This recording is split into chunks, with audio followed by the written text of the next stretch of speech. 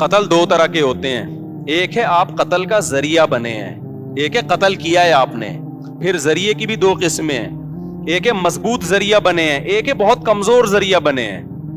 اس کو فقہ کی اصطلاح میں کہتے ہیں فعل فاعل مختار. فعل فاعل مختار کیا مطلب؟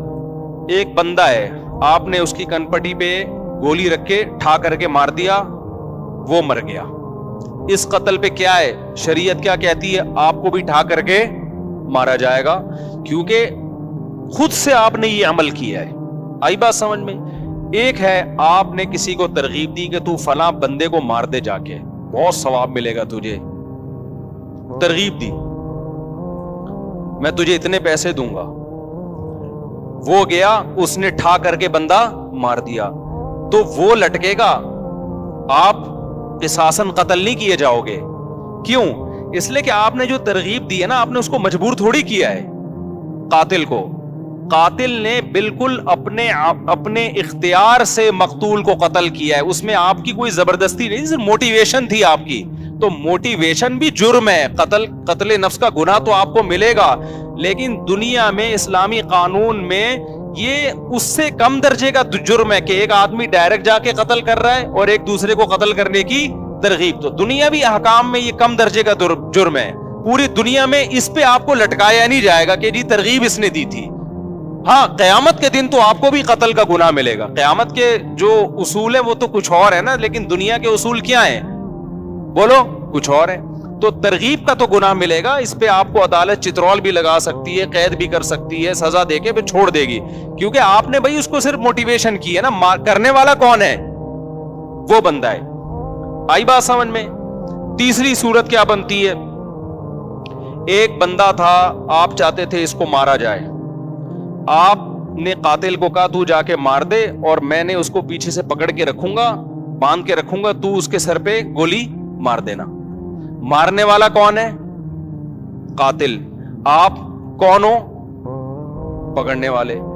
اب آپ بھی مباشر کہلاؤ گے. اب دونوں کو لٹکایا جائے گا, اس لیے کہ دونوں قتل میں پریکٹیکلی شریک ہیں. آئی بات سمجھ میں؟ ایک صورت کیا ہے, آپ نے کسی کو جا کے کہا, آپ نے کسی کو جا کے کہا تو مر جا, اس زندگی سے موت کیا ہے بہتر ہے. اس نے کہا اچھا یار یہ مسئلہ تو مجھے معلوم ہی نہیں تھا, اس زندگی سے موت کیا ہے بہتر ہے. اس نے بندوق اٹھائی, ٹھا کر کے اپنے آپ کو مار لیا. اب تو چترول بھی نہیں لگیں گے آپ کو, بس گناہ ہوگا. کسی مولوی صاحب کے پاس جاؤ گے, مولوی صاحب کہیں گے توبہ کر یار, تو کس قسم کے مشورے دے رہا ہے لوگوں کو. اب دنیا کی کوئی عدالت یا اسلامی عدالت قاتل کو لٹکا سکتی ہے جس نے مشورہ دیا تھا؟ اس لیے کہ بھائی وہ فعل فاعل مختار, وہ آدمی خود مختار تھا, وہ نہ عمل کرتا آپ کے مشورے پر. گناہ تو ملے گا کہ آپ نے غلط مشورہ کیوں دیا, بہت بڑا گناہ ملے گا, چھوٹا گناہ نہیں ملے گا. لیکن نہ دنیا میں قتل کا کیس بنے گا, نہ آخرت میں سزا ملے گی. آپ کہہ سکتے ہو اللہ میں نے برائی کا مشورہ دیا تھا, بندے نے اپنے آپ کو ٹپکا دیا, میں نے بندوق پکڑائی اس کو, نہ میں تو پھر بھی یہ جرم ہے. ایسا نہ ہو کہ مشورے دینا شروع کر دیں آپ, لیکن لٹکایا نہیں جائے گا. اور اس سے بھی کم درجے کا جرم یہ کہ آپ ایک آدمی کو ٹینشن دے رہے ہو, اور وہ ٹینشن بھی بنتی ہے, اس نے آپ کو ٹینشن دی ہے, اس نے آپ کو لاکھوں روپے کا مقروض بنا دیا. آپ گلی میں گزرتے کہتے ابے تو میرے پیسے لے کے بھاگا ہوا ہے, ابے تو میرے پیسے کب دے گا.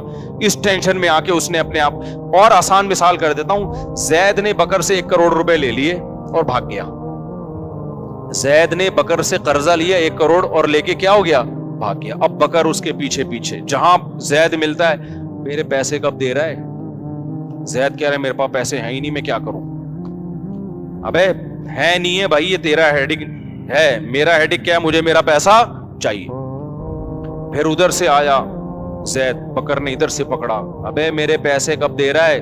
زید نے کہا یار میں غریب آدمی کہاں سے دوں پیسے. ابے بھائی یہ میرا ہیڈک نہیں ہے, قرضہ لینے سے پہلے سوچنا چاہیے تھا نا. فقہا بھی بیان کرتے ہیں کہ جو قرضہ لے کے گیا اور وہ واقعی سچی مچی کا غریب ہو گیا, تو عدالت اس کو قید میں تو نہیں ڈالے گی. امام حنیفہ کا یہ موقف ہے. عدالت کیا کرے گی, بکر کو کہے گی تو جان اور زید جان, کیونکہ ہم اس کے پاس پیسے ہیں نہیں تو نکلوائیں کہاں سے.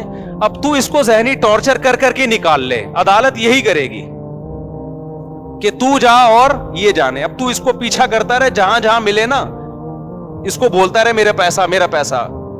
یہ تیرا حق ہے اب, کیونکہ ہم تو نکال نہیں سکتے, ہے نہیں, چھوڑ بھی نہیں سکتے, کہ چھوڑ دیا تو یہ تو کما کے بھی نہیں دے گا. تو یہی قانون ہے. اب مجھے بتاؤ, بکر جہاں بھی زید ملتا ہے, بکر زید کو کہتے ہیں میرا پیسہ میرا پیسہ میرا پیسہ.